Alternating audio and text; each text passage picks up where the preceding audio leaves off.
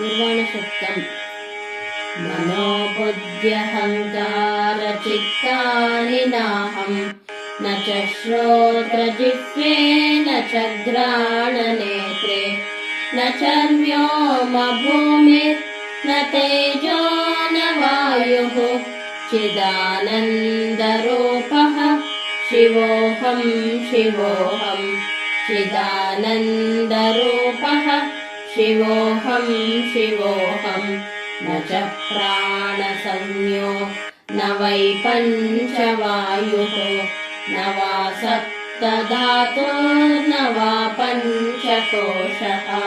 न वा पाणिपादौ न चोपस्थपायु चिदानन्दरूपः शिवोऽहं शिवोऽहं चिदानन्दरूपः शिवोऽहं शिवोऽहं न मे द्वेषरागौ न मे लोभमोहौ मदो नैव मे नैव मात्सर्यभावः न धर्मो न चार्थो न कामो न मोक्षः चिदानन्दरूपः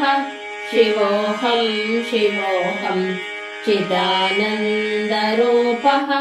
शिवोऽहं शिवोऽहं न पुण्यं न पापं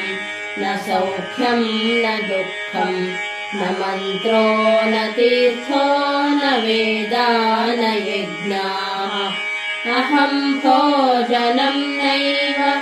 भोज्यं न भोक्ता चिदानन्दरूपः शिवोऽहं शिवोऽहं चिदानन्दरूपः शिवोऽहं शिवोऽहं न मृत्युर्न शङ्का न मे जातिभेदः पिता नैव मे नैव माता न जन्म न बन्धुर्न मित्रं गुरोर्नैव शिष्यः चिदानन्दरूपः शिवोऽहं शिवोऽहं चिदानन्दरूपः शिवोऽहं शिवोऽहम् अहं निर्विकल्पो निराकाररूपो विभुर्व्याप्य सर्वत्र सर्वेन्द्रियाणां सदा मे समत्वं न मुक्तिर्न बन्धः चिदानन्दरूपः शिवोऽहं शिवोऽहं चिदानन्दरूपः शिवोऽहं शिवोऽहं शिवोऽहं शिवोऽहं शिवोऽहं शिवोऽहम्